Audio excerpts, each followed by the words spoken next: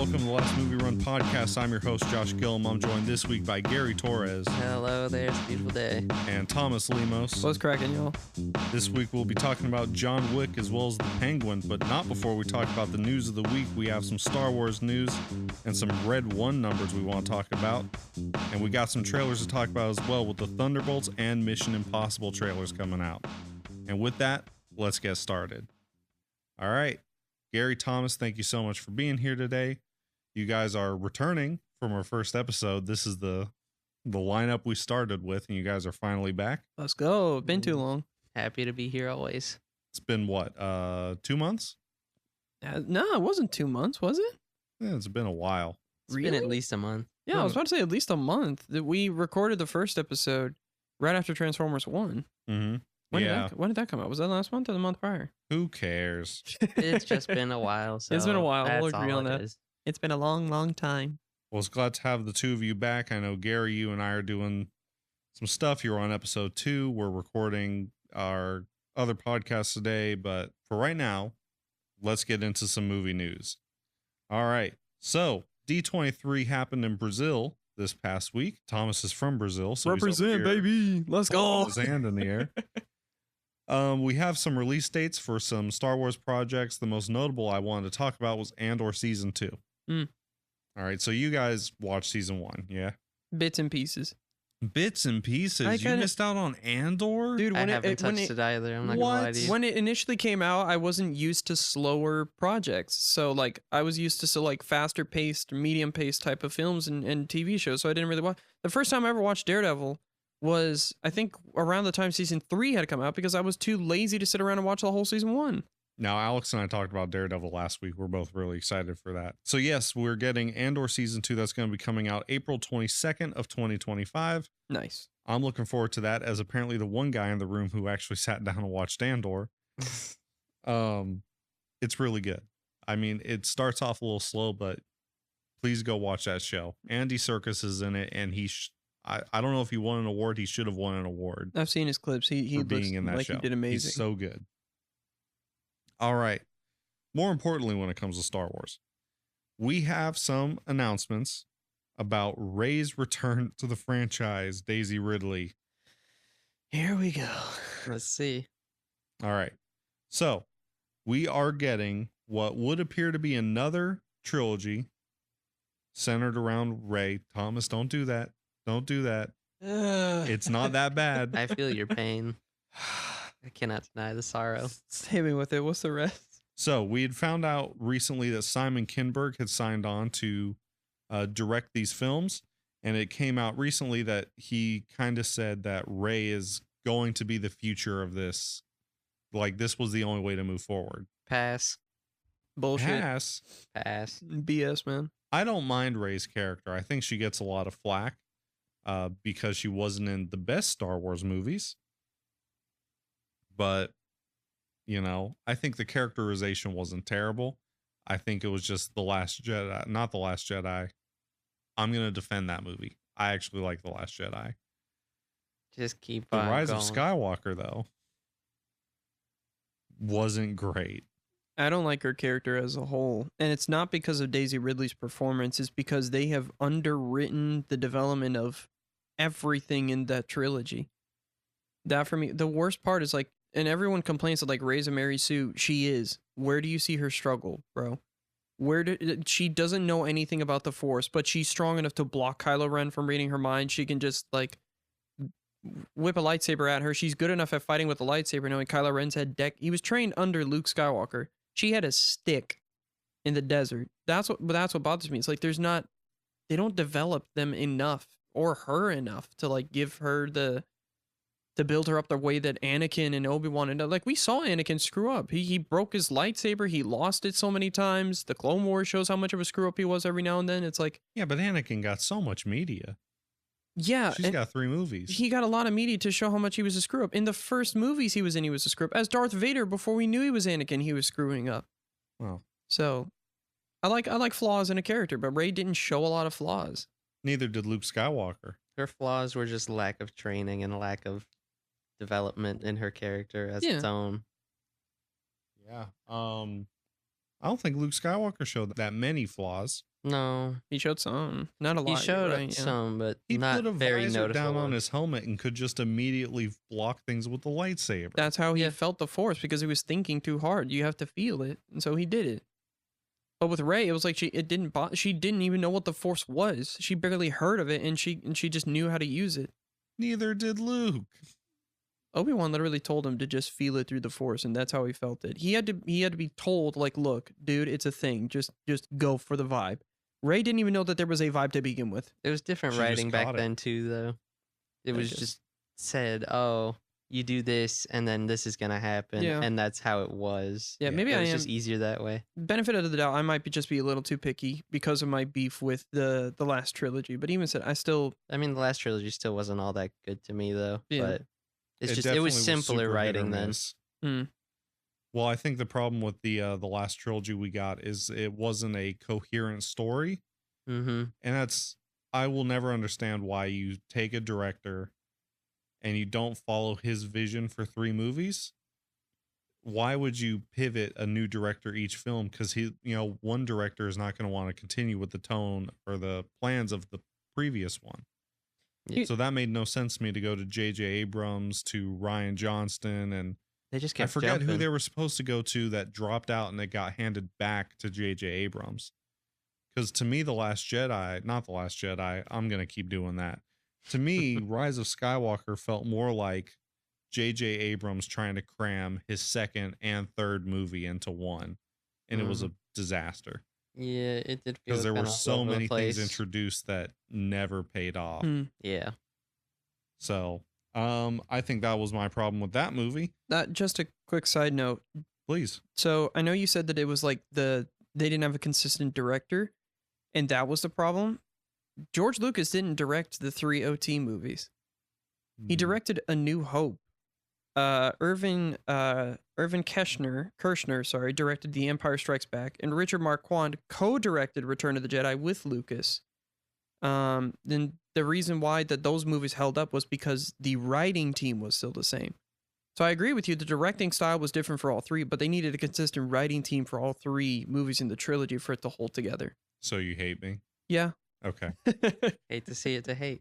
No, but that's the thing. It's like even if you have the same director, if you have a different writing team, it's all screwed up. I mean, J.J. Yeah. Abrams. Yeah, because they're not all on That's the same still kind of picture. the point I was trying to make. Yeah. But yeah, no, they didn't hire anyone the same to make those movies. Yeah. No, they all just kept changing and having different visions for it, so it's And not on the George same Lucas, line.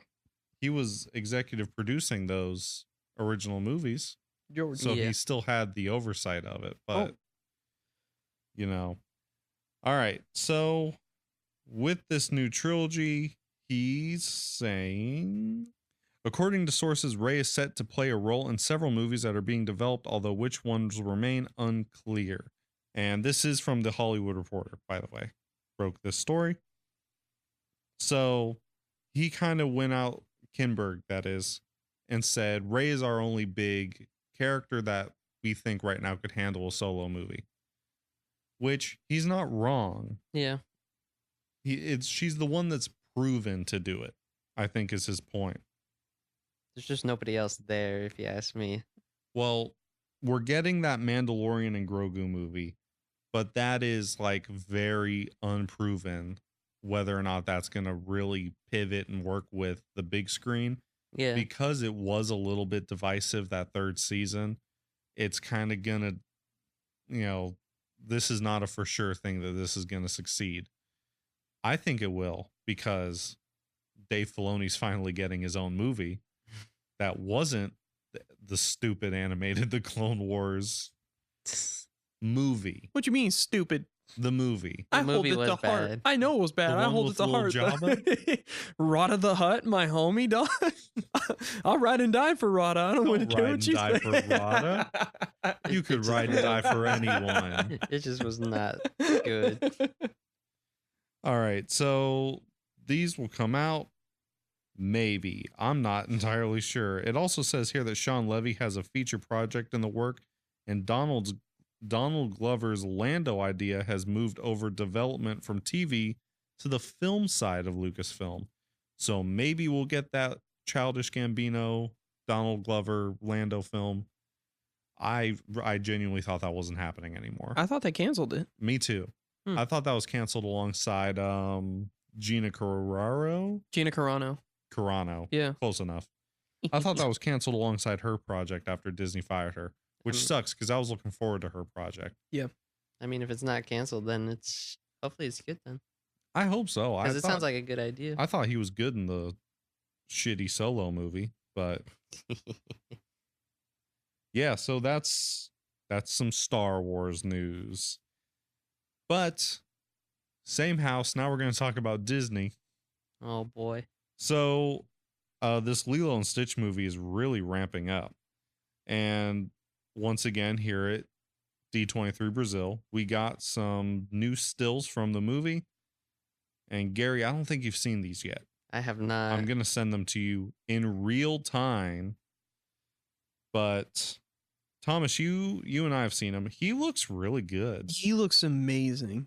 They've clearly pumped the budget into this one. I don't think it's just a pump in the budget. I think it was taking a cue design-wise where it's like, just try to translate it into a 3D space as realistically and as accurately to the source material. Yeah. Because I think that's the major issue. It's like, I think that was the big thing. I'll be quick about this. Like with Sonic, when the first design came out, talk about Sonic. they wanted to make it too too real. realistic. Yeah. They tried to make it look more like a hedgehog instead of the actual character. But then when they got the backlash and they're like, all right, fine, we'll change the design of the character to make it more accurate to the cartoons, the games, everything. It held up. So I think it's the same case with Stitch. He looks amazing. It looks feel like it's hard ripped. to mess it up though, just because like the way he looks. Have you seen how they messed up Sonic the Hedgehog? It's easy to mess the Teenage Mutant Ninja Turtles. The like thing is, though, he's an actual animal, is what a hedgehog is. The Michael Stitch Bay is a Ninja straight Turtles, alien. bro. Like it's that you can't easy even to mess really mess it up unless you really try your hardest to mess it up. I think what I like about this Stitch CGI model is how fluffy he looks. I think that's kind of what they nailed in this. Well, because they always talked about how he was cute and fluffy in the movies and the show. Yeah. Like that was always his thing.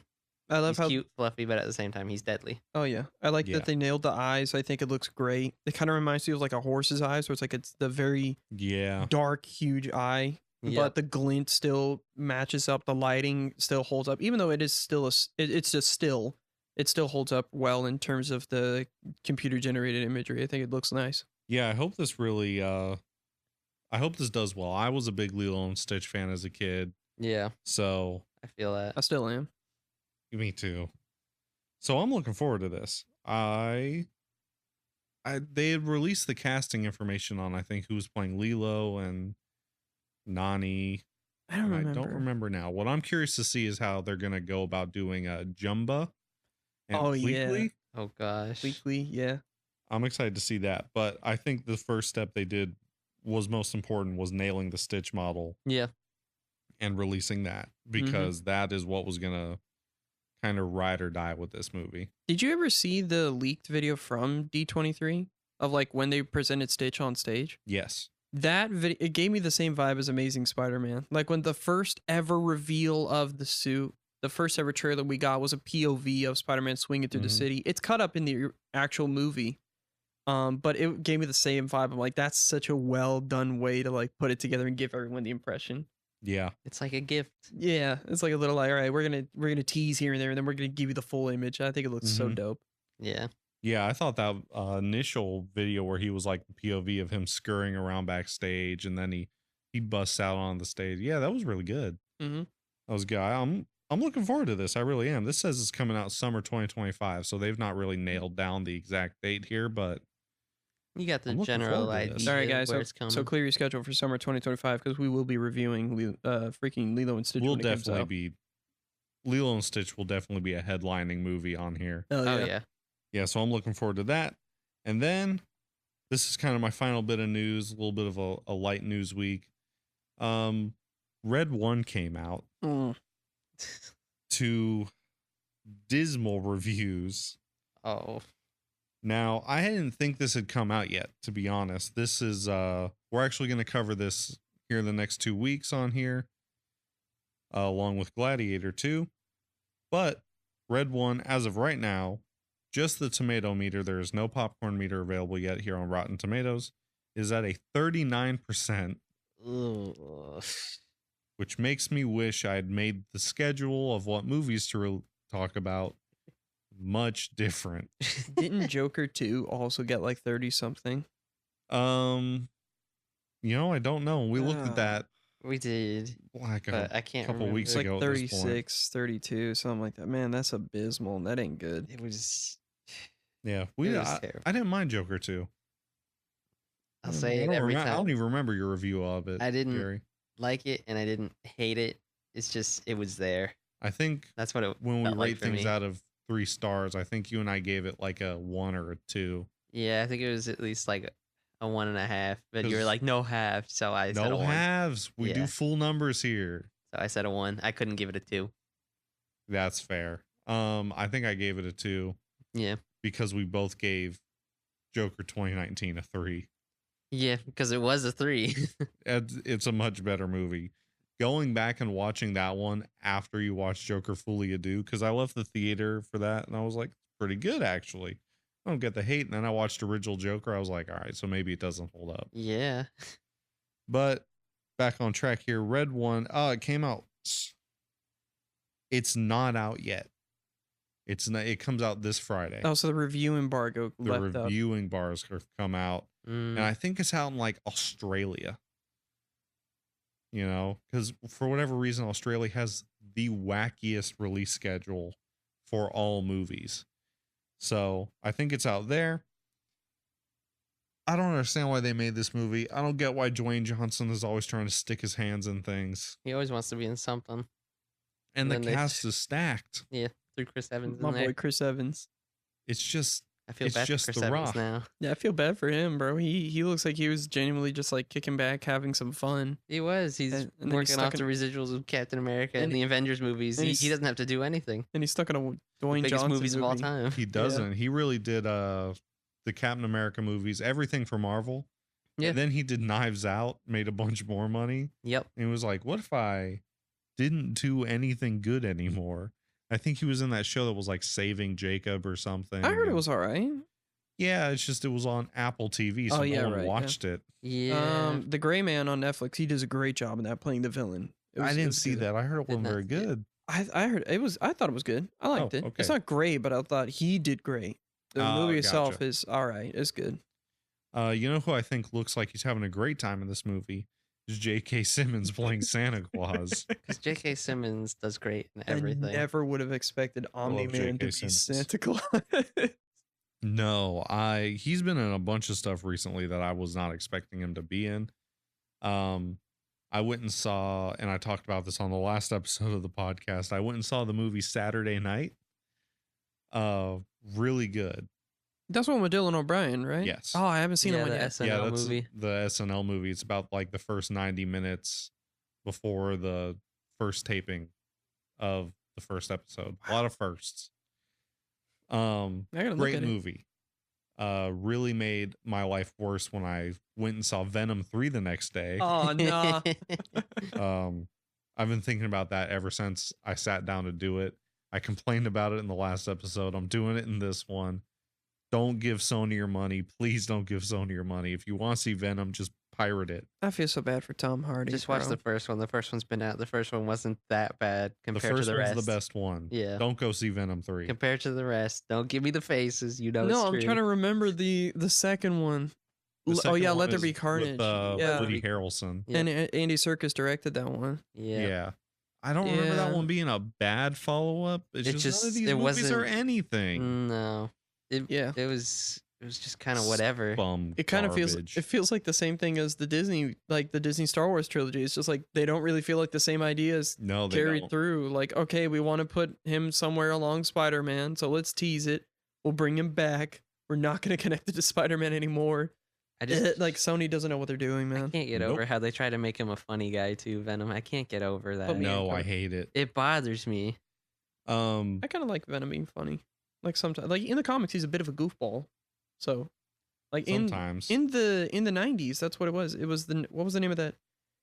Lethal Protector. That's the actual name of the series where he Yeah, was the shown to comic. be Mm-hmm. a goofball that he eats chocolate, brains, all this stuff. Yeah, I thought it was like it's not a great comic by any means. No, at some That's point, what this third movie should have been called, was Venom Lethal Protector, not The Last Dance. Yeah. Stupid. I mean, I feel like Spawn. Lethal Protector would have been great for like the second movie if they actually showed him being a Lethal Protector, not bringing in Carnage or anything like that. But you know, I just think Carnage should have been the third movie. developing Yeah. Venom, and then you have Carnage, and then you have Toxin, and then you know what I mean. Yeah. Toxin wasn't even in the new one. It was like Lasher. It wasn't Toxin. Toxin was in the first one. Toxin wasn't in the first one. That was Doesn't matter. Riot. We're here to talk about Red One. Yeah, why are we talking about Venom? Tangents. Because Go you know what we were crazy. talking about? We were talking about Saturday Night. Yeah, J.K. Simmons is in that movie. he is. good. He is. He's playing. I don't remember. He's playing a talk show host that was big at the time. What He the was a hell? radio host, and he goes up to Chevy Chase's character, not character, the guy who's playing Chevy Chase, Hey, because he's talking to his girlfriend or fiance, and he's like, "You think you can just stop me from talking to her? She's obviously enjoying my company more than yours." And Chevy Chase tries to roast him, and J.K. Simmons just whips it out. Like, yeah, you don't see it. oh, But- I don't want to watch it anymore. Oh my God. Yeah, he pulls his junk out and he's like, "You think you can compare? Think you can size up?" Wow. Yeah, it was a crazy J.K. Simmons role. I gotta watch this It just- movie now. it just It was seems like really something good. Go J.K. watch Simmons Saturday could Night. do. I You said had it me- in the last episode. You had Go me at watch Dylan O'Brien. Now I He really was really gotta good watch in that this. too. I'll watch The guy who played Chevy Chase is also really good at being a guy who's clearly being overtaken by his ego. it. Hell yeah. So, yeah, Red One doesn't look great. Alex and I will be back in the next episode to talk about it. And hopefully he is better mic quality this time. Good luck. Good luck just going and seeing this movie. Yeah. I'm not looking forward to it. I'm not. There's a talking polar bear in it for some reason. Yo, he looks good. I like the gag joke of like, oh yeah, any toy that gets zapped turns real, and Chris Evans goes, "Y'all got a Wonder Woman figure?" Yeah, real- that's- I felt that, Chris. I felt that. That's good. Like, there's going to be good jokes, I think, but it's not going to work in all. I all think like it's all just in the all. jokes that peak it, Yeah. and then I don't everything know. else is a little bit of a bombshell. Yeah.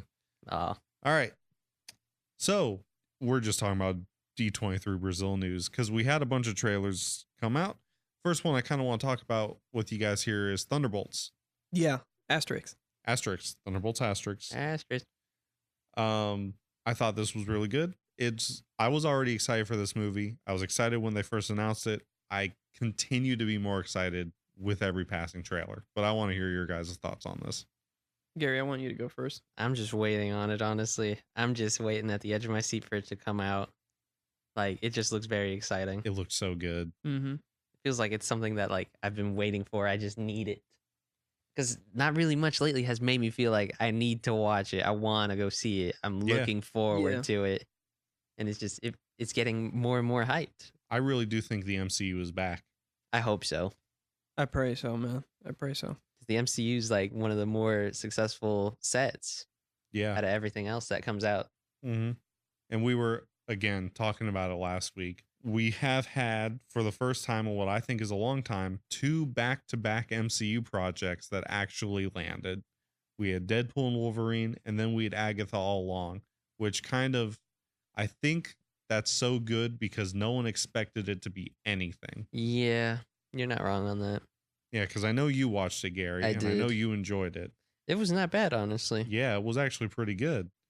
Thomas, I don't know if you watched it or not. No, I haven't seen it. I was honestly kind of off put because the way that the series was being promoted, the way it was being shot, it looked a lot like previous Disney Plus shows, which I was iffy on. That's why I kind of gave it a pass. I'm like, no, I'm not gonna watch it. But I've heard it's better than it looked, so I'm like, all right, I would I'll- say it's I'll on consider par it. with WandaVision. all right, then I'll consider it. Yeah. I'll consider Like watching it. storytelling wise, I'd say so, yeah.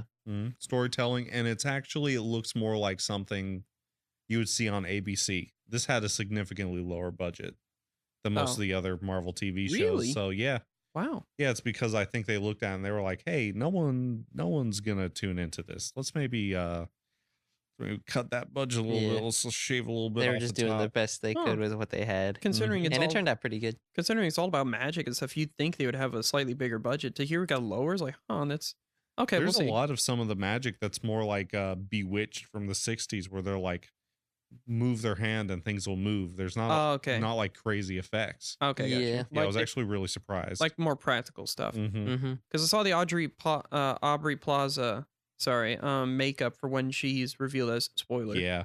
And I think that looked amazing. I thought Mhm. that effect. I know that it was the baseline for whatever touch-ups they did with CGI or a They full didn't even do that replacement. much. They didn't do much of a replacement for it. No. Wow, that's. Oh, I mean, I hope not. It looked amazing. Yeah. So I gotta definitely look at it. Yeah, Plushy definitely bad. go check that out. But I think the MCU is really back because this Thunderbolts trailer, I'm really excited for this. This showed a lot more of that extended chase sequence that I thought looked incredible in the first movie, and not the first movie, the first trailer. And we actually, now that I'm thinking about it, talked about the first trailer when you For a guys were on here while. before. Yeah, it's been that long. It has been a month since that video came out. So Which trailer do you think has landed harder for you guys? the second one, The second Yeah. one. definitely, man. The second one gives you a bit more of the meat and potatoes. Yeah. Yeah, Gives you I more agree. emphasis of what's going on. Mm-hmm. Yeah, Thomas, what do you think about this? I think it looks really solid. I think that it's holding up to be a movie that we've been needing out of the MCU, which is one that's like, okay, I'm just excited to go to the theater and watch it. I've been dying to see what they do with all of these characters. We haven't seen anything from John Walker, Taskmaster since 2021. We haven't seen anything from Ghost since 2018. Yep. Red Guardian was also 2021. We've seen Yelena, we've seen stuff with Bucky, but to see all these characters, in the room, like Marvel's almost kind of like addressing their roster and going, all right, what can we do? Oh Mhm. yeah, I forgot. And then they finally do that. It's like, bro, please do more. I'm Yeah. still waiting for another Moon Knight season. It's what everybody's like looking forward Yeah, to. I am excited to see. It looks like it reveals a little more of Bucky's story in this, because I'm really scared to see what they're going to do with Bucky. Because at the end of Falcon and Winter Soldier, he's working with Sam. He's the White Wolf now. He's doing his thing. But it looks like during that chase sequence you mentioned, he's deliberately hunting down the other members of the Thunderbolts Asterix, as either he's actually trying to take them down, or it seems like he's being brought in. Like he's being tasked by, I think it was like Valeria was her name, the government lady, to bring them in to form this team. It looks like Yeah. that's kind of what's happening. I'm excited to see where that goes. Yeah, I think this is going to be really good. I think that first trailer did not really clue you into anything that's happening with Bucky. It No, left me really confused because he's just like washing his arm in the dishwasher, and he kind of had more of a Winter Soldier look as well, instead of like how he Mhm. looked cleaned up at the end of Falcon and Winter Soldier. Oh yeah. I Like how he prefer had him his as a life Winter together. Soldier. Yeah, Yeah, I prefer him too. It's nice to see that like he kind of changes in between. When he has to Mhm. get more serious, he's more Oh, yeah. Winter Soldier, I like, and then when he's kick back relaxing, he's Bucky. the clean cut Bucky. It looks really nice, honestly. It was a good Yeah. throwback to like him in the first Avenger. I It was get a nice that. look. Yeah. So I'm still looking forward to this. We got a bit of a tease with the Thunderbolts name because he's like, oh, what if we're the Thunderbolts? And everyone's like, no, we can't do that. We can't do that. So I still think this is going in a Dark Avengers route. Mm-hmm. And more importantly, the thing the internet's been going crazy over for some reason is they bought Avengers Tower. Yes, thank Yeah. God they confirmed it. Oh my gosh. And I don't even think they just outright confirmed it, but the look of it, and then she goes, some crazy battles happened here. Yep. I'm still very confused. I'm just going to call her Valentina because I also don't remember her name. Didn't Veep work for the government? Did the government buy Avengers Tower? That's the thing. It seems that way. We talked about this the first episode. We were all here together, where the Stark Tower was bought in Spider-Man Homecoming. So Mhm. 2017, we have been waiting to see what has happened to Avengers Tower. We've yet to see who bought it. It seems as if it was bought by the government, being used for the Thunderbolts, Asterix. But at the same time, they also don't show the building, which I No. like. At the same time, it's like, okay, so if a lot of battles happened here, the only building you would think of is the Avengers Tower. At the same time, what else could they be referencing? Because if they're not showing it, it's like, is this another building? Is this like the Baxter building or something? I know that It wouldn't make a lot of sense, but that's where I'm confused. Like, why don't they just show it already? Yeah, I don't know. I think they kind of realized they needed to do something with that building. They're like, I don't know, what if the government bought it? I guess.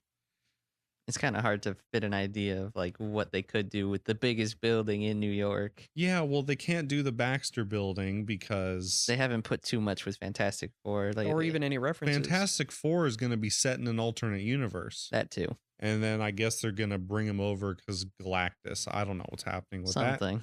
And they can't do Oscorp because Norman Osborn was from another universe. And Yep. Oscorp doesn't exist, confirmed in this universe. Yeah. Yep. So I guess it only makes sense for the government to buy him out, huh?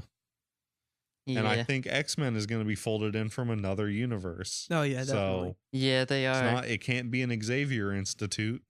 because the Marvels, Mhm. when Spectrum got sent over God, I to forgot another about that. universe. Yeah, so I'm looking forward to Thunderbolts. Move on. Captain America 4 got a trailer as well. Damn, the Red Hulk looks good. I love think it. This trailer looks way better in CGI quality. Oh, yeah. They cleaned up so much that I think it honestly starts to stand out. Besides the fact that obviously it is a Marvel project, it starts to look less like it's just made by Marvel.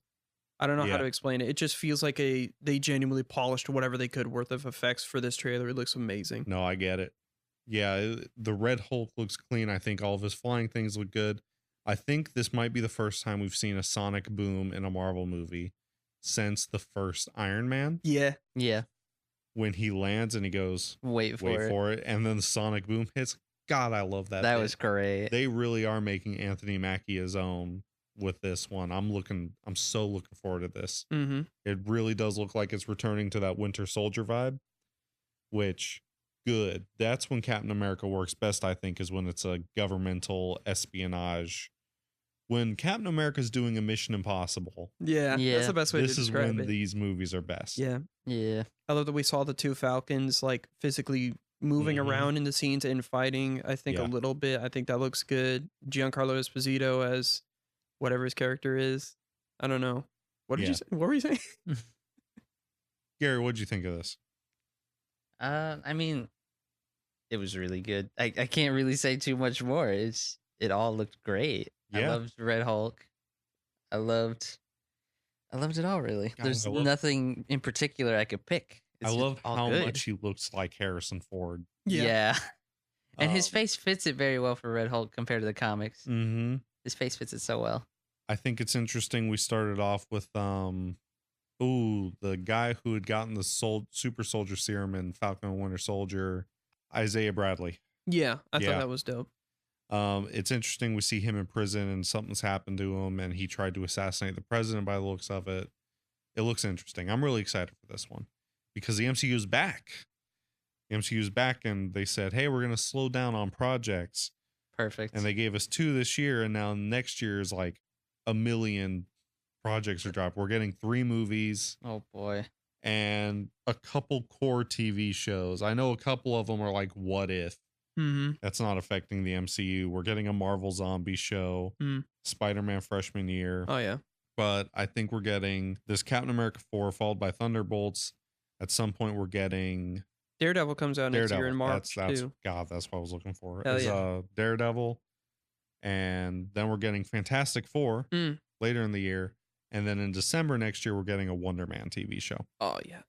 Yeah. So not sure why they said we're going to slow it down and put all of our eggs in the Deadpool and Wolverine basket just to speed it right back up next year. But I'm looking forward to everything coming out next year for a change. I feel like a lot of the past couple years with Marvel, it's been like, well, that's going to come out and that'll be good. I guess I'll watch that. And Yeah. Yeah. It wasn't many things that like Mhm. looking forward to watching type of deal. yeah, but everything next year, I'm like, I will be there day one, Yeah. either on my couch watching the shows or in the theater. Mm-hmm. All right. Speaking of, let's talk about the What If season 3 trailer.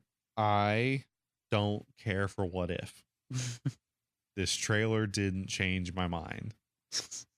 What do you guys think? I'm gonna let Gary lead on this one. I mean, I watched both seasons for What If, but it did give me the same feeling like you're saying. It's Mhm. like if this comes out, it's whatever. If I watch it, it's whatever. I don't hate it, don't love it. It's just there. It's not bad, not good. It's Just- just extra to me. I don't know. Yeah.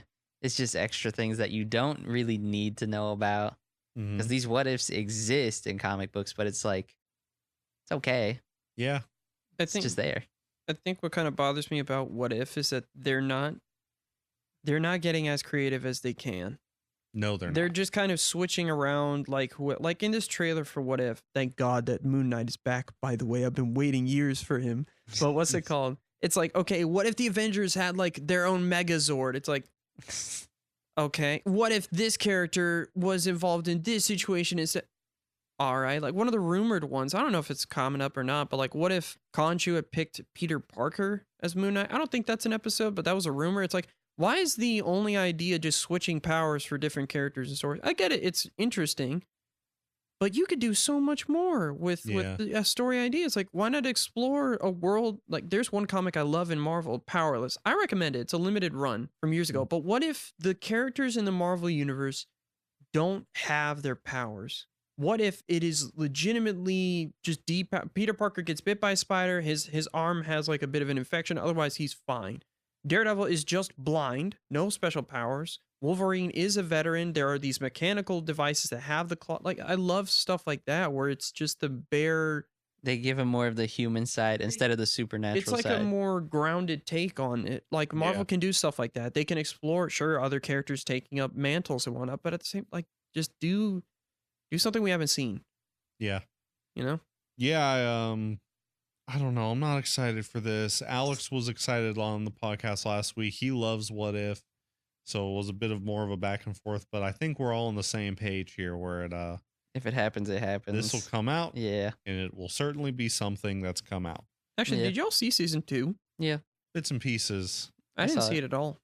I wasn't blown away by anything. I think the best thing I saw from that was the Happy Hogan Die Hard episode, but it was just Die Hard. Yeah, it was. It just wasn't Die Hard. what if this incredible thing. It was just what if we did a Die Hard because it's Die Hard and Christmas Avengers time. Tower. Yeah, I'm not really looking forward to this. I'm more so looking forward to the spinoff it's getting, which is Marvel Zombies, but this is kind of whatever to me. All right, I got one more trailer before we get into our meat and potatoes here. Yes, sir. Mission Impossible: The Final Reckoning. Is it really the final though? Probably not. Tom Cruise went on record like a year or two ago. He's like, I want to do these till I'm 80. I think he just did this one because the last one was Dead Reckoning Part 1. And it's since like the Part 1 has been dropped. And it's because they were like, oh, we're not going to call this one Part 2. We're going to call it something else. And I don't think anyone put much thought into it beyond that statement. They were like, oh my God, what's the next Mission Impossible going to be called if it's not Dead Reckoning Part 2? The Final Reckoning. I kind of hate the Final Reckoning. I don't know about you guys. Like the name or the name? Yeah, like I think if they took the out, it would be is a it lot the better. or is it just Final Reckoning? It's the Final Reckoning. I mean, that's them trying to hinge on the whole like, oh yeah, this is gonna be the last one. Yeah, which, they're trying to say is, it's just the last one. if it is the last one, good. 'Cause Tom Allegedly Cruise is last one. 60, bro. That man's got to take a breather. Oh my God. He'll never take a breather. No, he he loves won't. content. He loves cinema. He really does. He kind of feeds for it. That old man. I don't know. I like these Mission Impossible movies. They're good. I There's like nothing them wrong too. with them, No, I honestly. never said It's they just were- there's too many of them. That's all it is. Yeah. They I just don't keep even on think coming there's back. too many of them. Well, they've been going since what? 2000, 99? 97, if I remember correctly. 97. 92? Might have been 92. I feel like 92 is a bit far back. 92? That was think maybe 30 years ago. I think 99. Tom Cruise has been doing this since he was in his 20s or something like that, so. I think I love these Mission Impossible movies. It's this and my guilty pleasure, 96. the Fast and Furious saga. Oh my God. I love these movies. These are some of No my more. favorite action movies. They're good. No, For I the love more. Vin Diesel. He's like one of the thumbs from Spy Kids. And all he talks about is cars and family. For the listeners, Josh deeply loves these like freaking Fast and Furious movies. I'm I on love the them. opposite end. I haven't liked them in a fat minute, I love bro. them. I haven't liked them since like 6 or 7. The last one where Paul Walker showed up. That was the last 7. one I liked. Yeah. My God. Gary, what's your take on that real quick? They just need to end. They've been needing to end. 2 for 1 I- deal, sucker. I don't hate them. It's just like they need to stop. They've I stopped at 7 because Paul Walker died, but like it should have stopped a while back already. I love them because they started off, I love cars. So they started off as like genuinely very good street racing movies. Yeah. And then they became pretty cool action movies. Yep. And now they've blurred that line between so bad it's good and just terrible. Like, Yeah. 10 was probably one of the worst movies I've ever seen. But it hit that so bad it's good category because they clearly like had a very thin idea for 2 movies. And they were like, oh, we have to pad it out. Vin, what do we do? He was like, well, I have to go play Groot in Infinity War. So I'm going to leave you guys to it. No. But this And is you your should project, not. Vin. You should not leave that crew to write their own movie. It's all about family. So why are you chasing the It's all bag, bro? about Like, help us family. out. Toss me a bone. It's That's all about family. please. Can we all forget about Hobbs and Shaw? I did. I I'll hate, count it. bro. Like, I That's the don't one that's remember just it. boring. it was the one where Dwayne Johnson finally got to lead in a Fast and Furious movie, but it wasn't really a Fast and Furious movie. It was because just his own movie. They introduced Idris Elba as the Black Superman. He's like got all these cybernetic enhancements, and he's like a super calculated whatever. I think Dwayne Johnson's getting another solo movie. Made me think of nano I machines. think he should just stop, bro. I also And think you should stop. Did you say it reminds you of Nano Machines? Yeah. That's the first thing that comes to mind. Nano machines. Getting back to the trailer here, Yeah, sorry. I think it's gonna be good. I went to go see the last one. I think I took my whole family to see that one. Nice. It was good. I heard it was good. very I good. gotta watch this last one because I heard it was great. I just haven't seen it. Yeah, it was really good, and I think the trailer shows more of the same. Haley Atwell is back in this one because Thank she kind of she got initiated in the last one, and now she's like a full blown agent. Their best decision they could have made. I love Haley Atwell. She's so Obviously, good. you can't not like her. She's so good. She's fantastic. She fine. A national treasure. She's British, dude. We're American. I don't see a problem here. She'll give me culture. Ving Rhames is back because he would never leave. I don't remember seeing Simon Pegg in the trailer, but this is where dude makes all his money now, so I can't imagine he's not in this one. Dude, Simon Pegg? Simon Pegg, yeah. He's having a ball. He's loving it as Benji. He's great too. Yeah.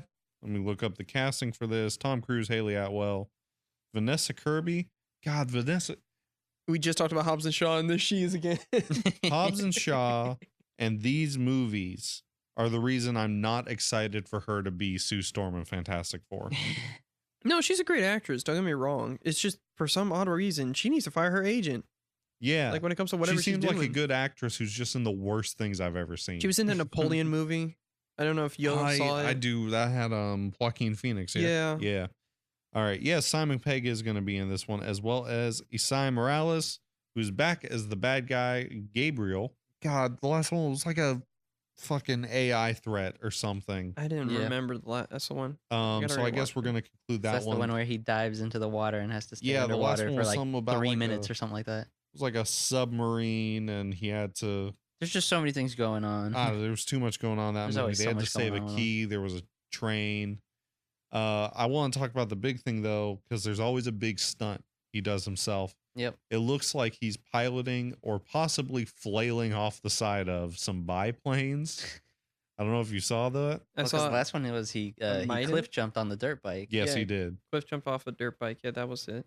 And you can always tell which one's going to be like the stunt they focus on. One, because it's going to be in every single trailer from here on out. Yeah. And two, there's a very noticeable difference in the camera quality. Every single Mission Impossible movie, when they do the big stunt, it's like the rest of the movie, they put a film grain on it. They make it Yeah. look like real movies, like it was done on film, even though it's 100% digital. Yep. 'Cause Tom Cruise loves movies. Mm-hmm. One thing you can never say he doesn't love. Oh yeah. And then when you get to the big stunt, and it's just like the clearest picture you've ever seen shot in IMAX material. Yeah. So He's like, I want to emphasize what I'm gonna do here. the worst one was in 6. Mm. I don't remember what 6 was called. It's the one where he has to like dangle from a helicopter and he keeps falling onto the cargo and climbs back up. I thought that was 5. Wasn't that the It one? doesn't matter. He does a stunt in all of them. Yeah, that was 5. He I does all remember his stunts. No, 5 was Rogue Nation, wasn't it? No. that. Yeah, that's the one where he's hanging off the side of a plane. Yeah. No, not a plane, a helicopter. Oh no, that was 6. Yeah, that's Fallout. That's what I'm talking. Fallout. That's what it was. The one with Henry Cavill. My boy. There's such a noticeable difference in that one because that was shot for IMAX, but the ratio keeps changing between scenes Hate that. because the ratio for IMAX is thinner than the standard film they use, but they don't change it. No. So he'll be like Transformers. on the phone and he'll be like, "I need help," and he's on the, and then the screen gets Just- bigger, yeah. and it's Simon Pegg. He's like, "I've got you," and then it comes back to Tom Cruise and it gets thinner, and it just keeps. It's Transformers Yeah. The Last Night Changing. all over again, where they would change the ratios because they were using different cameras between shots. Like it wasn't even scenes; it was the same. No, crap and like that was horrific. It was horrible. It's the same thing though. It's gonna be the stupid same thing. movie. But it was 3 ratios, by the way. That was 3. There was IMAX, there was HD, and there was a custom one. God, Michael Bay needs to stop making movies. Yeah, so I think this is gonna be good. I don't know if it'll be the last one. I feel like he's gonna come back and do another one in like 5 years. Yep, just give it a bit. He'll come Mhm. back again Yeah. with a new cast again. Mm-hmm. See now, Ving Rhames is gonna do these forever. oh yeah, Probably, yeah. no. See if Tom Cruise, eventually when Tom Cruise dies, then he'll have to come back and say that this is the real Ghost Protocol when he makes another Mission Impossible from the grave. There you go. There you go. That'd I'm be not really perfect. dead, you guys. I faked my death like in my I movies. need you to trust Alright. me. One last time, again.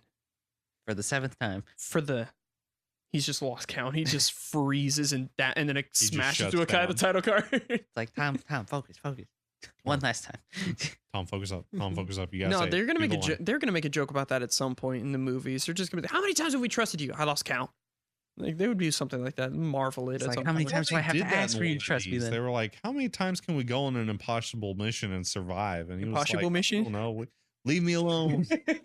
How many times can we go on an impossible mission and survive? I mean, think that's that was Fast the and the last Furious one. That right was now. like Simon It's Pegg. like Fast and I think Furious. Fast and Furious did the same joke. They did when they went to space. Mhm. He was like, we drove tanks.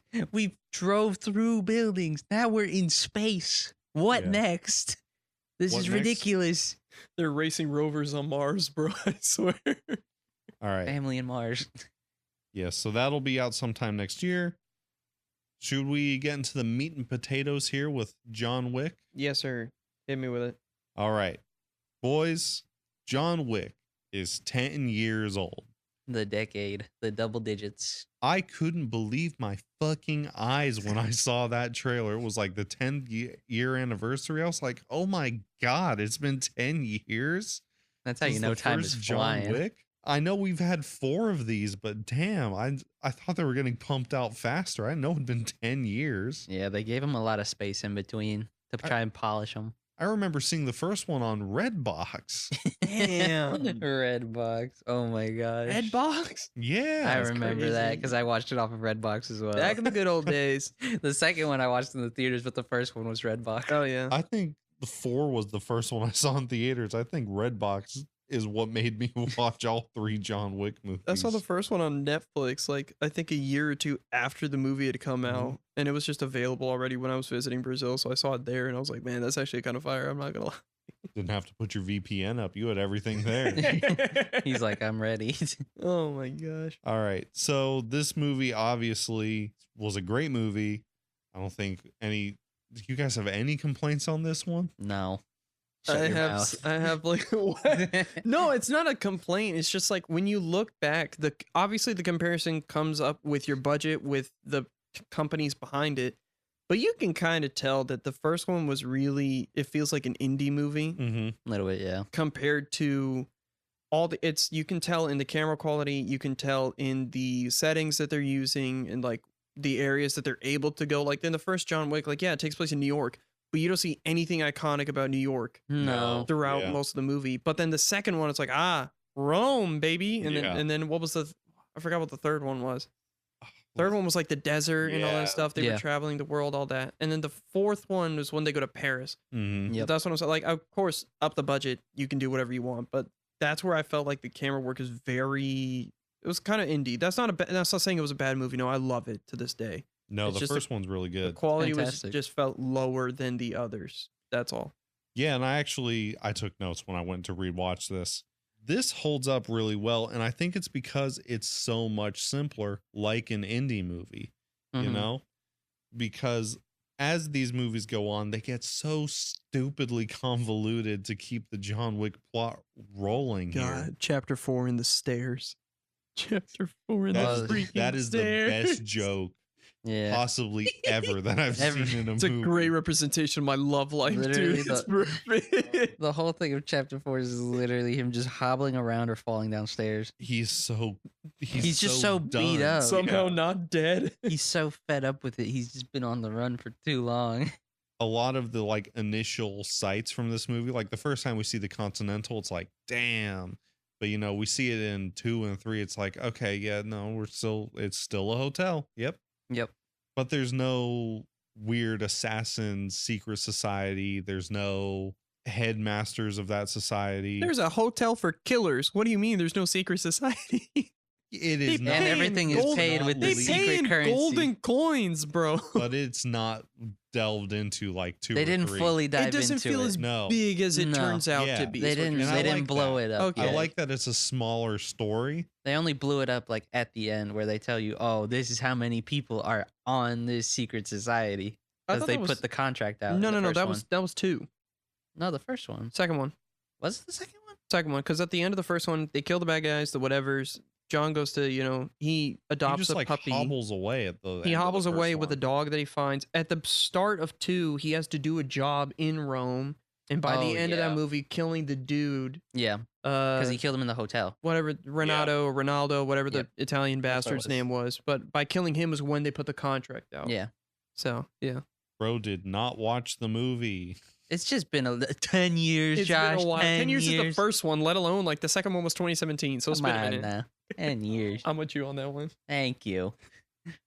I honestly, when I went back to rewatch this, I guess I mainly remembered when he goes and like kills the guy who killed his dog in the nightclub scene. Yeah. And he's like chasing him around, and he's they're in like a weird night spa thing.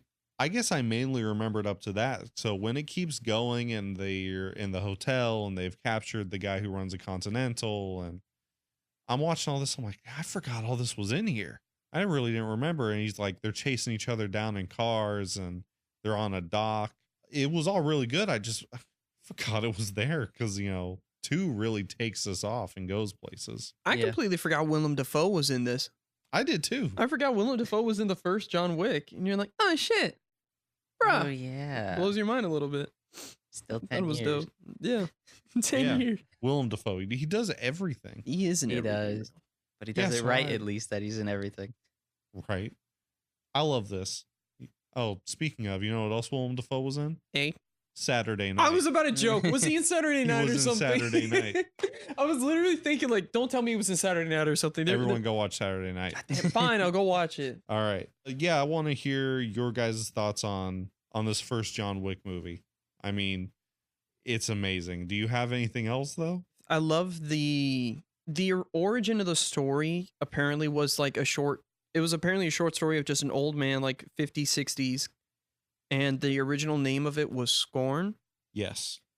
I love that they kept that theme throughout the first film. Even if it changed into John Wick, it still feels like a man who was scorned. It is a man who is just who's just done. He doesn't care. He just doesn't want to be that monster anymore, but he lets it out repeatedly throughout these films. I think John Wick 1 really captures that essence, especially with age, because again, this is 10 years ago. Keanu Reeves now, he's like 50, almost 60 years old. He's still, obviously he moves like a 40-year-old who used to do stunts in his 20s because he was a 40-year-old who used to do stunts in his 20s, The Matrix and whatnot. Yep. I think that's where the film really holds well. Is like it helps you convey the realism of a man who he was stabbed in the side, and then the girl that Adriana Palicki, because she was in this movie, she's like elbowing him into the wound. You see the blood coming up. Like even his reputation amongst other assassins is so recognized. It's like, hey man, you want to make a buck real quick? Yeah, I got you. What's good? Like I love stuff like that. I love that they've built the world and we still only have glimpses of it 4 movies in. I love that so much. Yeah. Yeah, they really built such an expansive world around this, but this is so like tight within it. It's just one narrative within it. I hope that's what they go back to with this ballerina movie. Yeah, they'll probably circle back to Keanu talking about him a good bit, and then just have Ana de Armas do her own thing. Yeah. I have a note here that says R.I.P. Lance Reddick. Yeah. R.I.P. Zavala, the original Guardian, bro, my homie. He was so good in this. He was, man. He plays a straight-faced man so well. I love the accent he throws in it too. Yeah, he does do a little bit of an accent here, doesn't he? I wouldn't. Where would you say it's from? I wanted to say African accent, but I don't know for sure. I don't know, but I think he just played it well. I miss him so much. Yeah. Rotten Tomato scores. What do you guys think this got? I know this got. I remember this from back in the day. This got like an 81, 80 something like that. I was about to say at least upper 80s. Yeah. It was like mid to high. It was like low to mid 80s or something like that. Guess a number. 81. 81 popular or tomato? Tomato. Okay. 87 tomato. 87? Should we put money on it? I'm not putting money on this. You already had the number. I need my comic book money. This movie got an 86%. Oh my gosh, I was one off. Oh my gosh. But popcorn meter got an 81. Suck my balls, Gary. Wow, you're on the money though. This I feel like did so well because it was on that made for DVD movie budget. Yeah. And then they were like, oh, let's get a little bit more budget. Let's put it out there. Oh yeah. And really like, yeah, they just started that's piling what it on. Inflated the box office revenue for this one. So it's no surprise it's got sequels. And I think it was during a time too where like nothing much crazy stuff was coming out, wasn't it? No, I don't think it was. Actually, it was the opposite. Really? 2014 John Wick. Think about what was happening at the time. I think it was Captain America, The Winter Soldier, the year after we got Age of Ultron. Like this is when MCU was. Yeah, that's when MCU was phase popping 2 off. was But besides peaking. MCU, at least like nothing else crazy was coming out. And that MCU was the big headliner. DC was still making their moves. Yeah, you're right. My bad. But DC was trying to like stick their foot in the door, and MCU was just like, get out of here. Oh yeah. Shoo. Funny you mentioned the budget though, because if I remember right, the first movie budget was 40 million. I think you're right. And they made, I think it was, I don't know if it was, maybe I'm thinking of a different movie where they made like 7 times that budget. It might be a whole different movie. I think it was like 120, 160 they made off of it. The second movie, they doubled the budget. And if I remember right, I think they just been doing that since. Like, oh yeah, let's just add another 40 million on top of whatever the next budget is going to be and just go from there. Because that you can tell quality wise has been ramping up. So it made a lot back on yeah, they made their revenue. returns in them some. I remember when 4 came out, I went with like 9 other buddies of mine from church. We all went to see it at the same time. And it was like, man, yeah, that theater was packed. We were all dying, loving the movie. The first movie was made on a budget of $20 million. Really? Yes. And it grossed $43 million. Oh, that's what I was thinking. I had a feeling it in doubled US or and tripled. Canada, $86 million worldwide. 20 million is wow. So quadrupled worldwide. a lot of these things, Yeah. like 20 million, is probably not the true budget. You usually have to double it for marketing, but I don't think this had a big marketing push. It wasn't a huge So you figure it probably really costs like 30 million. 30 to 35, yeah. Still, you've more than doubled your revenue. Of course, this got a sequel. Oh Yeah. And the second one was made on a budget of 40 million and made 171 That's what I was million thinking. It dollars. was the second So one. this really like It just took off. skyrocketed. Just keeps, it tripled its budget. That's even funnier. Yeah, these keep making more and more money. Rightfully and I so. love them. I love them, and I wish they They're could great. make more. Yeah. But they killed them. So, do you want to hear some alternate casting that was planned for Keanu Reeves' role, John Wick? Really? Who was it going to be? So, this just came out recently for the 10th anniversary conversation. Apparently, attached to this for a long time when the movie was still scorned, Bruce Willis was going to play this main character. It was going to be Die Hard all over again. It was going to be Die Hard. Not all another Die over Hard. again. How would you guys have felt about Bruce Willis? I don't think this would have picked up the way it did. It would have been, dude. Because everybody's too used to the Bruce Willis look. All he's been making was those like B movies. It just would have felt like a B movie, but because of Keanu Reeves, I think it really and obviously the entire team devoted to it, like it carried off a lot better. Plus, you can't have Bruce Willis doing all those flips and stuff. It would have been another stunt double, which Yeah. kind of has his stunt doubles, yeah, but he tried to do most of it his own. Yeah. And his training. Yeah. I have something to touch on that in a second. Mm. But some other casting I have here. Clint Eastwood was considered for the role. Clint Eastwood. They wanted an older guy to play this role. So it would have Wow. been like Gran Torino or something. Oh my gosh. And my last casting option that was kicked around at the time was Harrison Ford. Yeah, you would have loved to see that. I would have loved to see that Yeah, I movie, know. Oh my Harry. God. I not an Indiana love Jones Harrison sequel. Josh Ford. is a big fan of Indiana Jones and love it. Harrison Ford. He's a big stickler for this stuff. Oh my I gosh. love Instead of the Indiana dog, Jones. it's short round. Yeah. I'll- Short round. I'll put it out here now. Here in a month or two, we will be on here talking about Indiana Jones. Oh gosh. Oh yeah, because the game, yeah.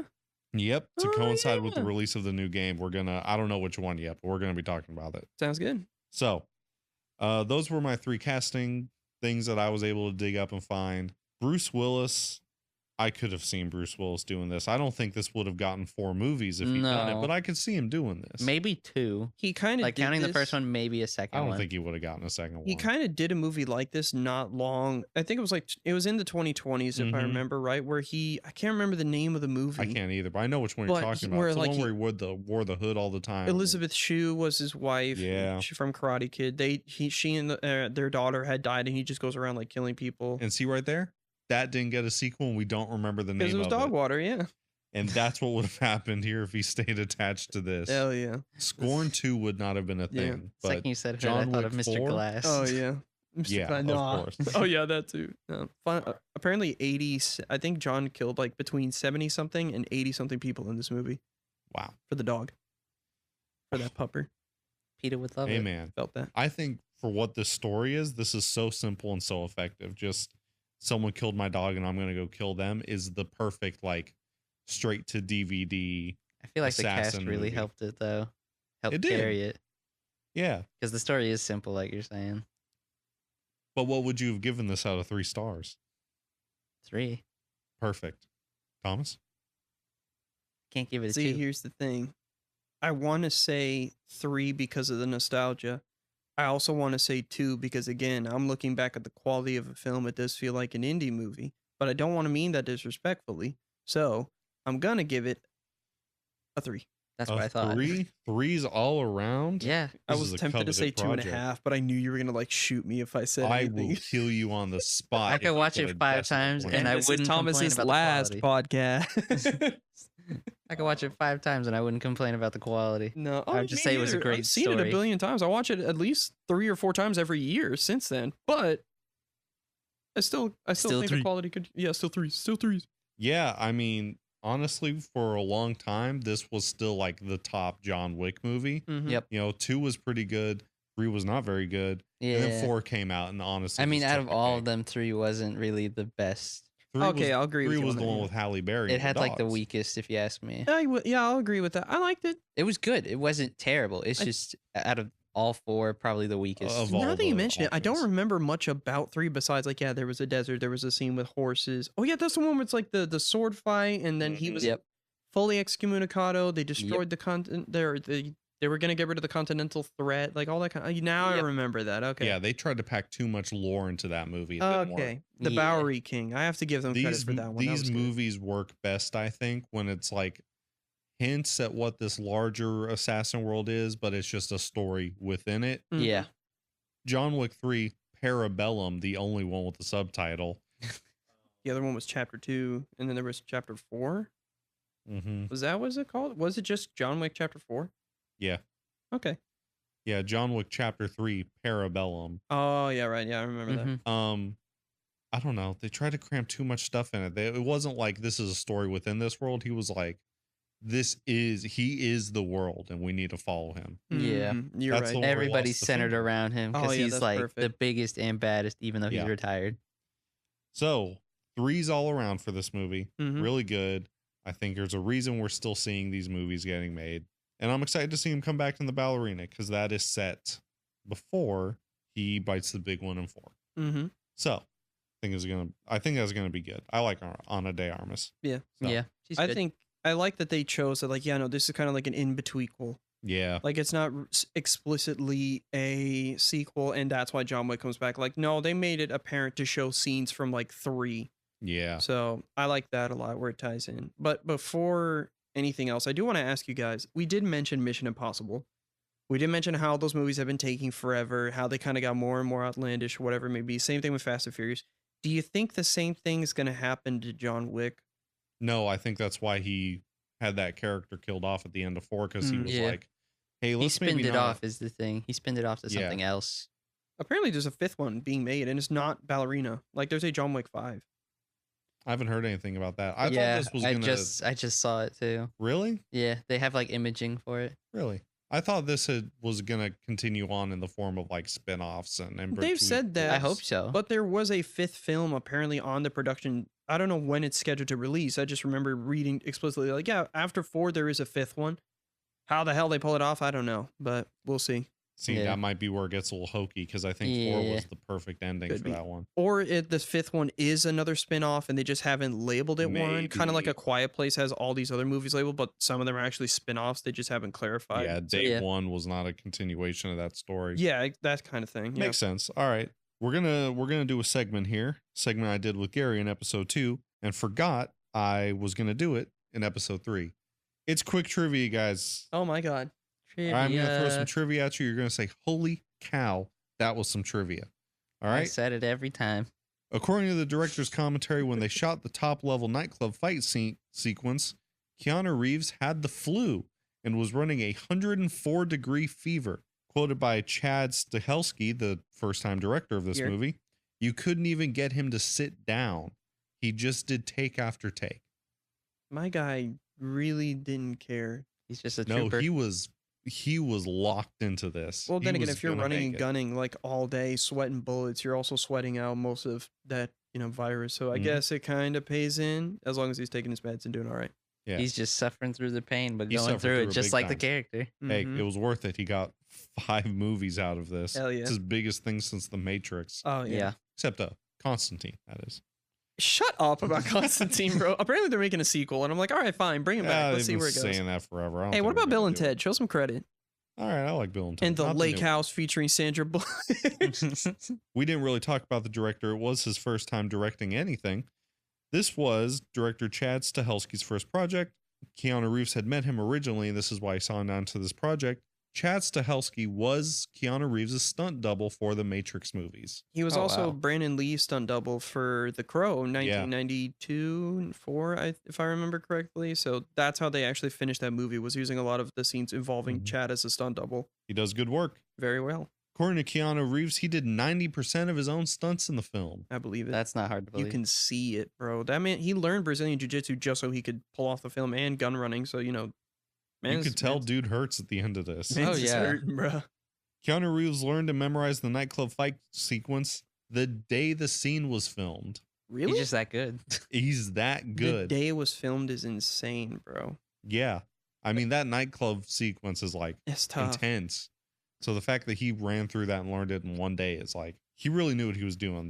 Bruce Willis could not have done this. No, he could No. not. It would have taken him, like, You probably got to turn the weeks. lights off. He's Yeah. got to move real slow. Mr. Yeah. $2 million a day could not have pulled this off. $2 million a day. Yeah, no, they wouldn't have brought him on. Jeez, he No. would have filmed for 10 days, Well, and they'd be that like, "All right, was, that's our budget." That was something they were doing. He was doing at one point. Oh, I my mean, he's not mama. doing anything now that he has Alzheimer's, but I thought he had like throat cancer or something. what? Yeah, Walter Bruce Willis is a retired American actor. So he's Walter, retired. but his Mhm. name is Walter. His name is Walter. He's dementia, not Alzheimer's. Yeah. Oh, okay. That's what Frontal it was. lobe Alzheimer's. Okay, Dementia. gotcha. Damn, not Alzheimer's. Okay. Damn, Imagine he being still hyper- has a memory-inducing like issue, just not the one I was hoping for. Oh man, that sucks. Imagine what a being dude. hyped about dementia or Alzheimer's. I was betting on Alzheimer's, man. Damn it. All right. My last big piece of quick trivia. There's nothing quick about it. In the original script, the character of John Wick was written as a man in his mid-60s. To play the role, given the title's character's fable's reputation, ergo the filmmakers had initially imagined an older actor. However, head of the Thunder Road Pictures, Basil Iwanak, I butchered that. If you're out there listening to this, which you're not one of the 3 people this reaches. I'm sorry. He decided against this, stating, instead, we decided to look for someone who is not literally older, but has a more seasoned history in the film world. Bruce Willis has that, but he sucks. So, and Clint Eastwood would need a cast- walker throughout that entire movie if he did it, bro. Oh my god, dude's like 90 now. yeah. Again, lights off, moving real slow. Lights off, he Oh. can't see anything. It's that dark. Where's my glasses? Where he got a flashlight anywhere. Yeah, Keanu Reeves is like the only person who could have done this. Pretty much, yeah. Yeah, he needed to do If this. you had Bring to back cast Val someone else, Kilmer. though, if you had to cast someone else, who would you pick? I wouldn't. I You would wouldn't pick pick anyone Keanu else? Reeves. You kind of can't. In terms of stunts, I would argue Tom Cruise, but it just wouldn't have that same effect story. I would hate Tom Cruise with this. Would have been a $30 million movie off the Yeah. top. I'm thinking of Collateral. And there'd be a lot more what it is. explosions and a lot more planes. Yeah, I'm thinking of 2004 or 5 Collateral. Jamie Foxx, Tom Cruise. He plays a hitman in that movie. He does some stunt work here and there. That's why I'm thinking like, okay, if I had to pick someone to do it, it'd be Tom Cruise, but it wouldn't hold the same weight because No. It's Keanu Reeves. So I don't know. Maybe like for the time 2014, like a maybe your Matt Damon types, Ben Affleck. He Eh. did a movie around that time, The Accountant. That was pretty 2016, good. yeah, I remember that one. He could have done it, yeah. Yeah, Maybe. maybe he could have worked, but no, I He think wasn't Keanu hitting Reeves- ciggies It and just- Dunkin' Donuts every 30 seconds. Yeah, he'd be all right.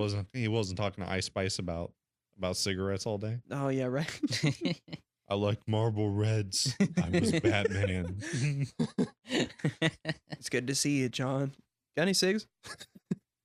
Ice Spice.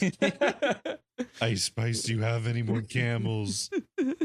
Anybody bring Dunkin' Donuts? Anybody got a light? Charlie D'Amelio has a coffee here. I dunk my Marlboro Reds in it. I dump my ashes in my Dunkaccino and then I drink it anyway. Jared Leto touched me on set.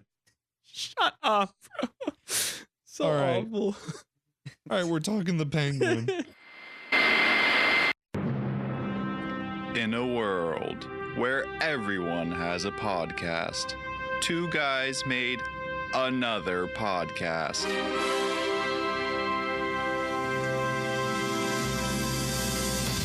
I'm Josh Gilliam, And I'm Gary Torres. and we're the hosts of Trading Paperbacks, a podcast all about comics. We cover our new release rack, the best of the pull list, and everything we've been reading in between. If you want that and more, you can find Trading Paperbacks on Spotify, Apple, and YouTube, and of course on any and all Fourth Dimension broadcasting channels. We hope to see you there.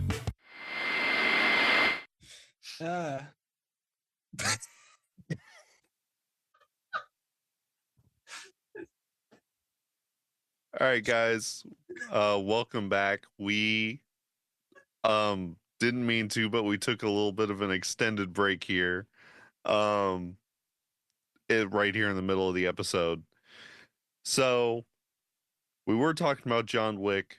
None of us had watched The Penguin, so we took a bit of a break and watched the entirety of The Penguin.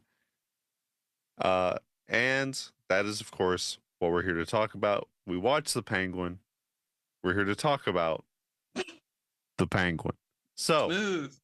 thank you. All right, guys. So the Penguin finale hit the other day. We all watched it, and we're here to kind of talk the series overview, but more so touch on the finale. So I'm gonna throw this over to Thomas. What do you think happened in this show? Things. No, I'm kidding. What's it called? I think that the Penguin is such a good example of being able to explore a universe and being able to kind of dive deeper into the underbelly of the Batman mythos in ways that we don't really look at on the screen. Yeah. Like there's a series called there's 2 different series. There's one called Joker, there's another one called Batman Damned. I don't know if they're linked to one another. They're from the DC like Black Label Mm-hmm. Black It's Label just- things are usually not linked together. or like rated R type content, like as bad as it can get. And to see something that dives into that world, like I haven't seen Peacemaker, and although I've seen Suicide Squad, I'm still not used to seeing like DC characters dropping F-bombs, casually. Yeah. The Penguin does that a lot. Like it's not scared of going the route like I haven't seen Sopranos, but it does feel a lot like that show from what I've caught glimpses of. It doesn't just feel like a crime drama though, because we always cut back to these comic book characters, and um I think it holds up really well in terms of how it explores the world a little bit more. Like, hey, this is what happens underneath Batman's nose every night. It's Yeah. actually, I'm thinking about it, it reminds me a lot of Daredevil episode 1 of season 1. Like, even though he does whatever he does, like he helps out Karen and saves her life, while he's training boxing, getting everything ready, Fisk has the security guard that tried to kill her murdered. He has the guy who tried to kill her hung in his cell. All the gangsters were making their moves all over the town at the same time. Like, and Daredevil's just training. So it's like, it really does remind you that like, this is one dude just running around trying to cover everything that he can. Yeah, no, I totally agree. So this definitely had a heavy Sopranos feel to it, I think, with the mobster activities and the very dark seated undertone of the city, you know. One of the things I thought was interesting, I don't know if you guys sticked around after the episodes, they do like a breakdown of Oh yeah, I watched all those. from the creators. There's one part that I didn't really notice because Salvador Moroni has a Persian mob because he married this woman and became so engrossed in that culture that he went from this largely Italian mob to swapping primarily over to like everything involving her ethnicity and culture. So I thought that Whatever was works. really interesting that he has this Persian mob and he like cut ties with the Italian sides of it. But the show may be called The Penguin, but the character that had my attention the most is Vic throughout this whole thing. Really? Yeah, He went through a roller coaster, honestly. he was the most interesting to watch, I think. Because let's face it, he went from a guy begging for his life to the right-hand man to this greasy mobster. I mean, the only thing that changes with the Penguin, I think, throughout most of this is how greasy he is. Just gets more greased up as it goes along. He does. Also, in the span of 8 episodes, the makeup on Colin Farrell? Yeah. Yeah, Colin Farrell. Oh my God, he looks like he's aged up a decade. It is like it's consistent in a way where he's always like more stressed. And I don't know if that was the makeup department or if that was like him on the day. This was like 14 takes in and he was like, you know, really hitting the hard Yeah, day at work. I keep forgetting that is he Irish or Scottish? I don't want to get that mixed up and die. What was it called? I keep forgetting that he's Irish because he's so good with the accent. It's insane. He's a chameleon. I love Colin Farrell. Spider-Man reference, Chameleon? Chameleon confirmed for Spider-Man 4. So Gary, That is I. what'd you think of Vic's run throughout this? I'd have to agree with you in the sense of like he has the most change out of everybody. He's trying to be like an honest kid at the start, even though he's like trying to take the rims off of the Penguin's Maserati. Yeah. Like he just starts as like a regular street bum and then just keeps on going. He just keeps on moving along, trying to do what he can to just get through the day and try to forget what happened in between the days of being the Penguin's driver, his right-hand man, like all of it. Yeah. He just keeps pushing through, getting worse and worse. We even get that part of episode 3 where he has the opportunity to leave. Mm-hmm. And he doesn't take it. He stays in the game. Yeah, he wanted to go real bad, and then he just sees all of his opportunities fly out the window because he lost his parents. He lost he has no family. And he's like, well, even if I leave, I'm still gonna have nothing. All I'm gonna have is my girlfriend. But he's like not satisfied with that, apparently. Apparently not. And that was in episode 3, but I think episode 4 is where the show really like grabs you by the neck Mm. and takes you all the way through, because episode 4, of course, is the Sophia backstory episode. And that for me is the one that really like, I just sit down and watch the rest of this immediately. Thomas, I know you had a lot of thoughts and feelings on that one. Do you want to run us through what you were thinking on that episode? I think it was the single darkest and also one of the best episodes I've ever seen when it comes to anything on television. It Yeah. really does take the reins and show you the dark, twisted mentality when it comes to mental health institutions, specifically how women are treated, because she's not just like put in some, like, she's not just put in Arkham like it's nothing. No, she's like, the process to get in, you are violated from head to toe. And I won't go into details because it is a little gruesome and we don't see everything, but the implications are still so painful to, I was like, I almost shut off the episode when I was watching because it was too much for me. But seeing the struggles that she's going through, seeing how the facility didn't care when one of the prisoners just got out and was just assaulting her, when Sophia was trying to make an effort to behave and do well just so she could get out in 6 months, she's denied the trial. Like, it was so insane. It really does show you the process of like seeing someone who has a somewhat sane mindset despite the childhood trauma and then becomes a deranged killer by the time we meet her in the present. Like, it's the first steps. What I thought was the most interesting bit, she bashes a magpie's head in multiple times. She's clearly dead and she's staring at the doctor saying, "I'm innocent." And it's like, when you're in that state, because I've had battles with mental health, when you're in that point where it's like, I'm trying to show you that I'm normal, that I don't belong here, but you're pushing me to the point where I'm going to do something that means I belong here. It's like a very topsy-turvy thing where it's almost like they're goading you into committing to where you are. They don't want you to leave. So to see that play out and to see how it affected her in the present, how the family all wrote letters to the court saying that she was insane, saying that she was this vile human being, even though she was kind-hearted, lovable, adorable, daddy's girl. It was heartbreaking, really. It's impressive just to see how far the human mind will go before it snaps, and like seeing what happens after it snaps too. Yeah. No, I totally agree. I mean, this was you're right. This was an intense episode. Watch all this happen, her breakdown in prison, the finding out how she got there as her own father set her up for just talking to a news reporter. I mean, it really, Carmine setting up Sophia to take the fall for everything was really not something I saw coming. Like, she's teased throughout this whole thing as being this really intense psychotic killer.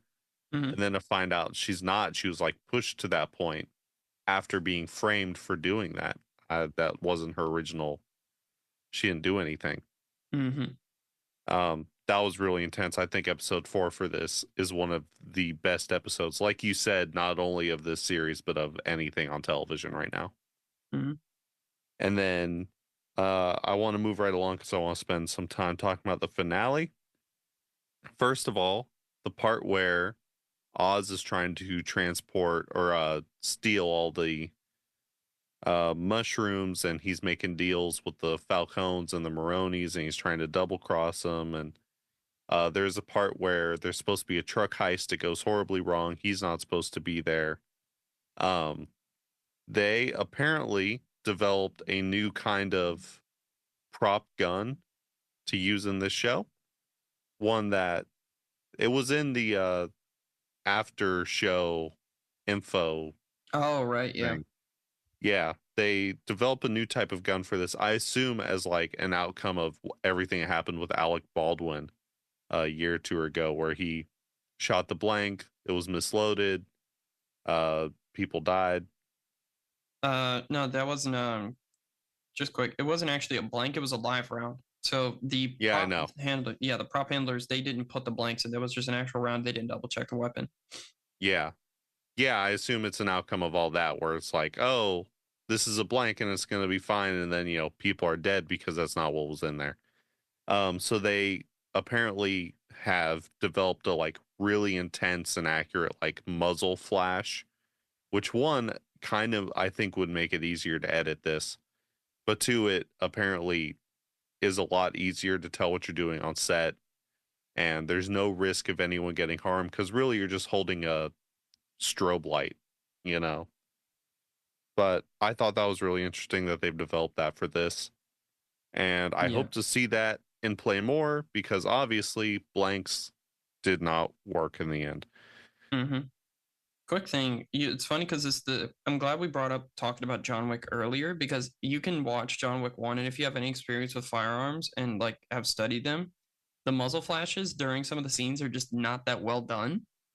No, Like they're not. the effects for them, the lighting doesn't hold up that well. So for the Penguin to develop a new sense of like, all right, well, here's how we can actually recreate a muzzle flash that looks good and it holds up. It's like that's actually really cool, and that little like tidbit connection between everything we're talking about. Mhm. I love that. Yeah, no, I thought it was really interesting. Even watching it behind the scenes on like someone's phone, it looks like he's really firing a gun.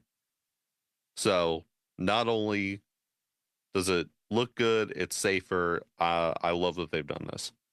So the next thing I want to talk about is a absolutely gut-wrenching part in this show where we get the reveal of what happened to Oswald's brothers. So this, to me, this shook me more than episode 4.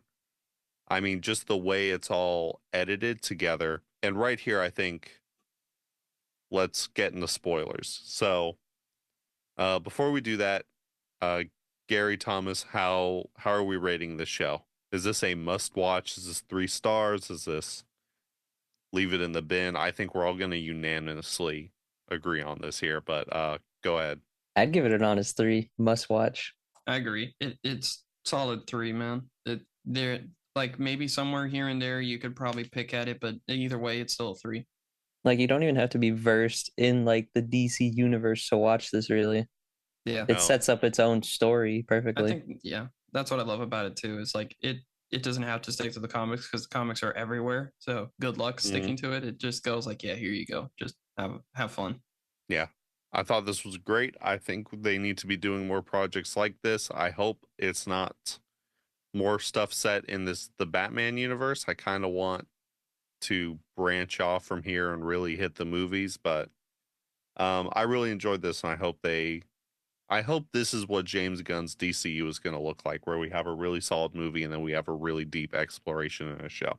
Getting into spoilers, we have teased throughout this whole series that something happened to the Penguin's 2 brothers. His mother's a big player in the show. She's shaken up over it. She has dementia, so she's constantly in and out of like remembering her boys and them not being there. And we get a gut-wrenching reveal later in the season that the person who took these 2 brothers, which Oz claimed early in the series, was like, oh, the city took them. This is what that city does. No, the Penguin killed his own brothers. And that was such an intense reveal to me because it's not something done like he didn't have a gun in his hands. He didn't kill him himself.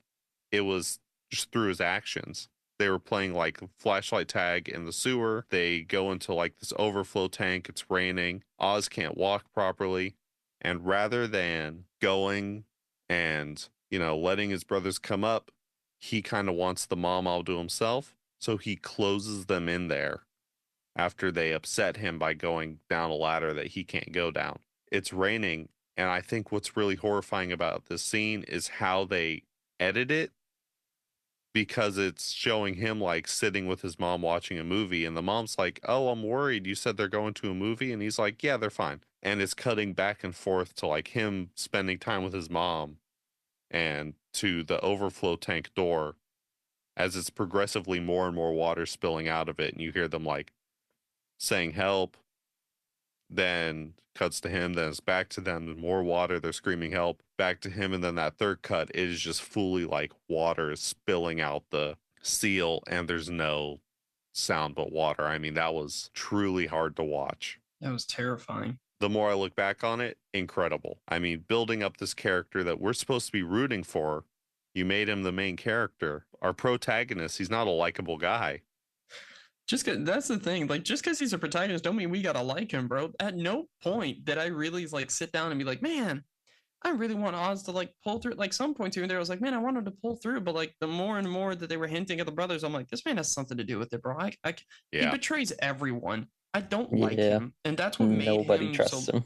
Like he's so watchable, but I can't stand him. I'd beat his ass if he were real, man. Yeah, he is a shitty life. He's a shitty guy. I feel bad for his mom, who we find out in the fallout of his brothers dying, had the option, like this mob boss, the local boss, was gonna just kill him for her because she's like crying to him. It's like, I know what he did. So, and he's like, oh, do you want me to like fix the problem for you? And he was willing to do it, and she was willing to go along with it too. I think of the way it's all handled and the way like all these people are so corrupted. It's so interesting. Mm-hmm. Something I noticed that I thought was cool is that throughout the show, Penguin talks a big game about Rex Calabrese, makes a big deal about Rex, like all this is and that. But every scene of Kid Penguin seeing Rex, trying to interact with Rex, anything, Rex doesn't give him the time of day. No, he doesn't. Like when Jack is supposed to hand him something during that episode, and you see Jack walking up to him, and you see like Oswald just going like, "Hey Rex, good to see you, bud." Like, what you up to? Like, and it's like he just doesn't. He just doesn't looks care. at him. He's just like, "Who are you?" He's like more concerned about the brother and all that. It's like, man, that's even more interesting. You know what I mean? Like he's twisting the narrative in his own way too. Yeah. Thomas Gary, a big part of the show is the intense rivalry between all these crime families and what eventually turns into not the Falcones versus the Maronis, but the Gigantes and Maroni crime family jointly versus the Penguins kind of group. I wanted to talk about this intense fighting between Sophia and the Penguin. I mean, we see her lose her mind, and then there's a point where she goes through and she's so fed up with the Falcones that she does, take them off the board. I thought it was all really good. Yeah, what'd you guys think of this? I mean, it kind of didn't end how I wanted it to, but let's just like a quick overview of the whole thing. What'd you guys think of in the finale, how this ended up? I mean, I think it held up pretty well, to be honest with you. I agree with you. It didn't go exactly where I thought it would go. I still think it was really well done. I love the coordination that Oz is pulling every string possible to get the best advantage that he can. He knows exactly how to twist words and mindsets to get people on his side, and he does this so much. I love that he kind of like hangs a lantern when it comes to stuff with the counselor.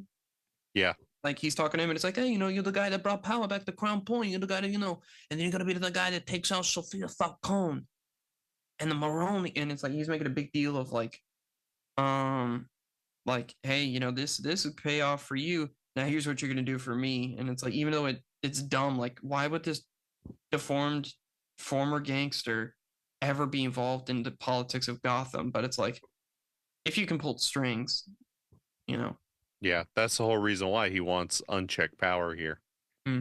Got people in your pocket, you don't have to worry about it. Yeah, I think it's really good. He kind of does that because he spends the whole time double crossing everyone. He's setting everyone up to fail. Sophia finds this out. It's a really intense moment where it's a shootout because of it. And ultimately this ends with Sophia's like, you know what? I'm done. I'm just going to leave. Someone else bring me him. I'm going to kill him. And then I'm getting on a plane and I'm going somewhere. And again, he's pulling all the strings and she's crossed. And we get the scene at the very end here where he's like, he drives her out and he's like, oh, just like old times. Because we get the reveal that he used to be her driver. And like, he's got a gun to her head and she's like, breathing heavily. She's ready to die. She's like, yeah, I lost. and then he disappears and the cops show up. I like that this teases that we're going to get more of her because I thought she was great throughout this whole show. Mm-hmm. I'm glad the Penguin didn't kill her, but also, what are you doing, man? You spent the whole series trying to do that, and you had the opportunity and you walked away? Why?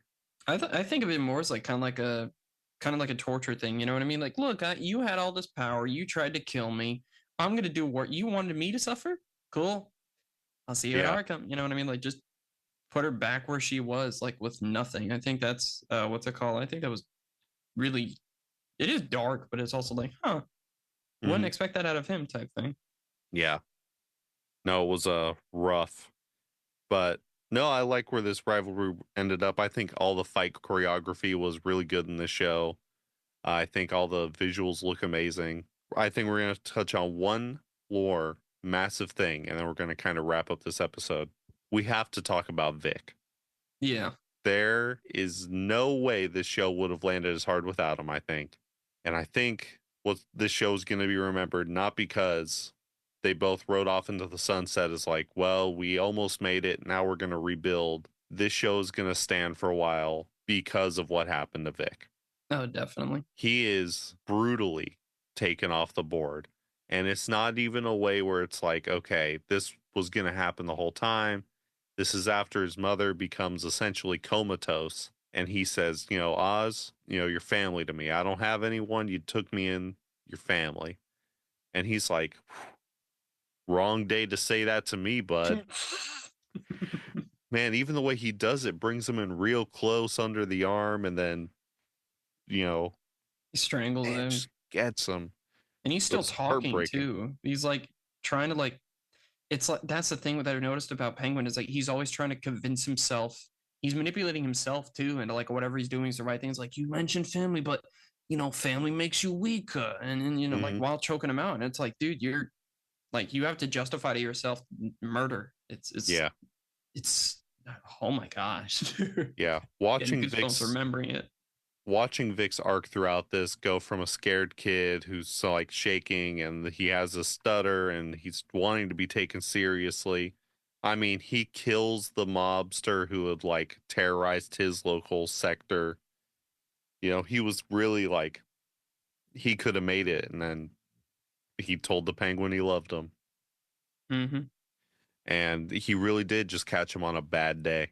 That's why I never loved birds. Birds aren't real. Okay. Yeah. Yeah, I thought this in the final moments too. And then he mugs him. He takes all his money and flicks his ID into the water. That's smart. Well, like he's got no fame to identify him. His girlfriend's in LA now. Like he's just a body. No one cares about him. No one's gonna tie him back to Oz's work. So there you go. I guess I watched that. I'm like, damn, shitting on him a lot more in the last seconds. Yeah, I think that's what the show is going to stand on is the relationship between him and Vic and how that ended. Mm-hmm. And I think if this gets a season 2, it'll be weaker for it without Vic. I don't know. Like, I know that it's a limited series, that's for sure. I don't know if it's getting a season 2. Honestly, I don't think it should for now. I think right now, if we let it sit as is, if they want to bring it up later, if they want to connect everything in a different series, I'm cool with that. I think like letting it sit and letting it bubble and let people think. The same way like the Batman happened 2022. We've got this. The Batman Part 2 is in 2026. Like I think they're purposely taking the time to let it simmer and build up to the next part of the story. Yeah. And I am looking forward to that. I think Matt Reeves is doing a really good job on this universe. Like you said, I don't really want to see this move forward with a season 2. I want it to see it maybe continue in something else, but I don't want to see a season 2 of the Penguin. I think they need to let this stand on its own 2 feet the way it is. Gary, what would you like to see this move on as?